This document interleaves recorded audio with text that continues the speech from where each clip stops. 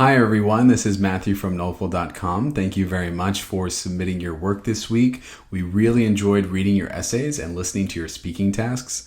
Last week, Joseph did the speaking task here and went over question 1. This week, I'm going to be going over question 2 of the writing section. A lot of students have questions about how to develop topics and content and really come up with good personal examples to get a high score. And we're going to go over just that this week. And we're going to go over all the strategies and the tips to do that. And I'm going to be showing you through comparison of a student's paragraph of their essay with a paragraph that I've developed using their content to expand and extract information to get a higher word count and a better quality essay. After that, we're going to show you exactly how to register for the forum, which is a place where you're able to feel a sense of community, which is really important because you get to stay motivated, feel confident, and see what other students are doing with their writing tasks as well as their speaking tasks. So you can see where you're at with your level as well as where other students are. And it's just a great opportunity to boost your skills for free, and you get to also add your content there and possibly have it here on YouTube on Wednesday. So what we're going to do now is we're going to look over the question and then get straight into it and go over this student's essay. So the question here, as you can see, has 3 options, right? Sometimes it's agree, disagree. Sometimes it's 2 options. Here it's 3. What's the best way to assess students? Through tests, projects, or class participation? Don't get worried. Get excited. This is something good. We have 3 options, right? 3 options is something that's within our control, right? We always want to take that responsibility and feel like we're in control of the content we create. So 3 options is good because now we feel more creative, more inspired. And even if you don't know how to support one of them, but that's all we have to do. We just have to do 1 out of the 3, which is, less stress for us because we can kind of think about it for a minute or 2 of the options that we're given. So we kind of have direction already, which is going to be, really important when we're developing personal examples. So don't get worried. We're going to go over it together and it's going to make much more sense by the end of this video. So let's get started and take a look at this week's submission. So we see this paragraph here. This is the first body paragraph of the student submission. And then on the bottom here, what you're going to see is the paragraph that I developed. And it's going to be a little bit colorful, maybe a little bit confusing, but you're going to see the colored sentences are going to match with one another. So the red is with the red, the green is with the green, and the blue at the top is obviously a little bit lighter than the blue on the bottom, but that's just to distinguish the type of content that I've developed, as well as the concluding statement for the orange sentence, as well as the last statement, which I added, which is going to be a conclusion of my own. So we're going to look at the first sentence and we're going to break it down and compare it. Now, what you're going to see here is a pretty strong reason at the start, but it's going to go in a different direction very quickly. And that's going to distract the TOEFL grader and automatically want them to give you a fair score. So as we see, I've adjusted the reason a little bit, the student's reason. We give the best that we have. And I took that idea, and as you can see in the red sentence on the bottom, projects give students a chance to give their best. So I readjusted it a little bit and made it a little bit more organized, a little more fluent, but I've kept the basic framework, which is really important.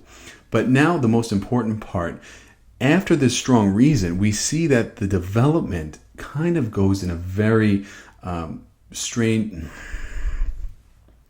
As we can see here, we want to make sure that you're going to start strong. So in the first essay here in the top paragraph, the student wrote, for instance, when I had to attend my 9-year-old boy open day, I was surprised. I saw a lot of wonderful projects done by these students. Now, we're talking about sentences with no context, and we really don't know what this means or where it's going. So I adjusted it. We'll look at the green sentence on the bottom. For instance, I have a 9-year-old son. All right, so that's one idea, one sentence. We are already giving that information because the TOEFL grader has no idea if you have a son or a daughter or a child at all. And we don't know what you're talking about. So now we set it up. He's 9 years old and he's in elementary school now. Okay, more context. Elementary school, okay, makes sense. The next sentence, the green sentence on the bottom, he was assigned a class project, a science project to do for the science fair at his school.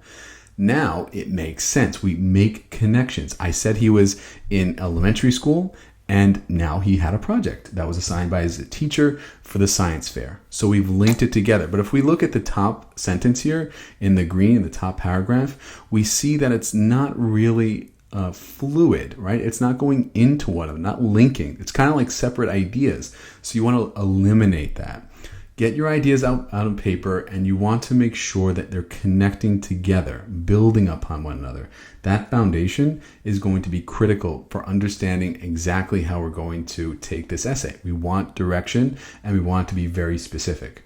Now, the next sentence in light blue at the top, it says, by doing projects, students will learn a lot of new things. Already, the TOEFL grader is getting bored. I know they are.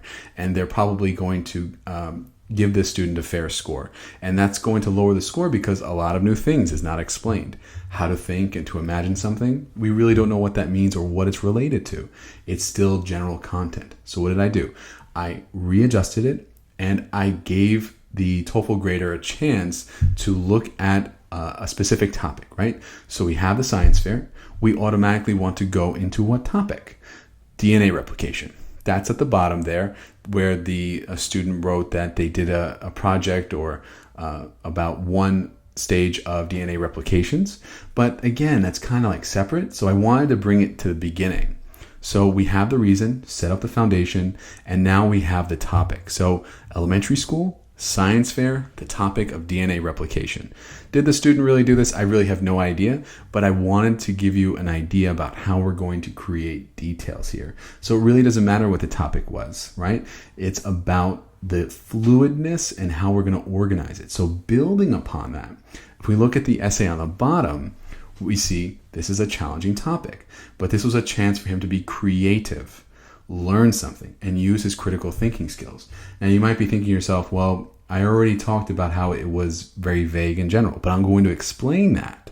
How is he creative? Look at the next sentence in blue. He had to design and draw the process of DNA replication for his presentation, which took him a couple of weeks. So he had to be creative and be imaginative. He looked at science textbooks and online images to help him with this. He also brought materials to create a physical structure for the DNA strands. So he learned new things, how to put together DNA structure, and he was able to imagine and resemble it. So we took the sentences from the top in light blue and extracted that information from it. Those are the details that the TOEFL grader is looking for. Those are the details that we need to explain. Now, this might take you a little while, but we want to make sure that it's organized. So we see all the content here. It's kind of all over the place. You want to make sure that it's structured in a way that makes sense. So here we're building upon it, right? Look at the orange sentence at the top and then on the bottom. Where there's a conclusion at the top, it's not quite a conclusion on the bottom yet. So we have this separate idea at the top. I had to make a project about one stage of DNA replications with my boy. But here it's like, was it the same kind of event where they had projects? We're not sure. And then saying that the child experienced a lot. But what did they experience? What specifically? What are we talking about here? And this is really important. So as you can see in the orange sentence at the bottom, when the day of the science fair came, my son was so proud of himself. He felt very confident about the knowledge he gained. He got something out of it. He gave his best and gained knowledge from it. He was able to start something from the beginning to the end. And then what we see here in the next sentence, he really put a lot of effort into the project and gained valuable skills, such as using his imagination, right? He used these skills, critical thinking skills, to learn something and to be creative. This is really important because we're connecting the ideas here. You want to make sure that you're not saying things randomly. But if you say it, you have to link it and you have to have it make sense. And if we compare the two essays here, the structure is very different, but the content, in a way, is the same because obviously I used the student's idea and example to organize it and extract the information that I know the TOEFL grader is looking for. Now, if you want to add to your workout, look at that last sentence. On the other hand, if he had to take a test on this topic, we're going to choose the opposite here, right? It wouldn't have brought out the best in him because that's only about reading and memorizing concepts. So reading and memorizing concepts is kind of boring, repetitive, doesn't really do anything for the child. However, being creative, using critical thinking skills, developing a project, and trying to see how we're going to construct DNA strands is something more exciting. It's something that inspires a student. It's something that gives them a chance to do their best rather than just sitting down and memorizing information.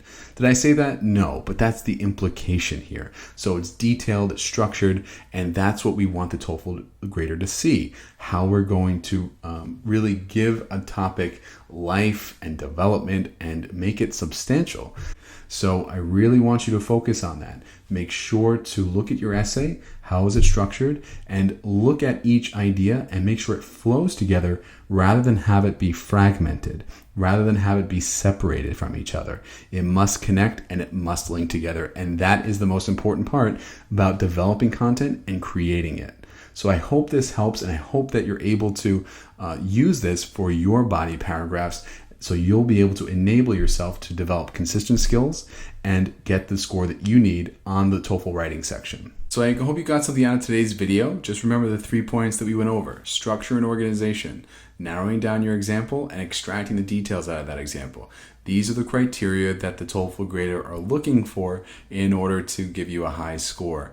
And we want to get out of that fair range. So I want you to follow the rules and the strategies that we went over today to help you to do that. For this particular essay, it'll be an 18 to 20 out of 30. But that's just because of the content and how it was distributed. And there was no real flow to it. There were ideas there which were good, but they weren't really cohesive. And that's what brought down the score.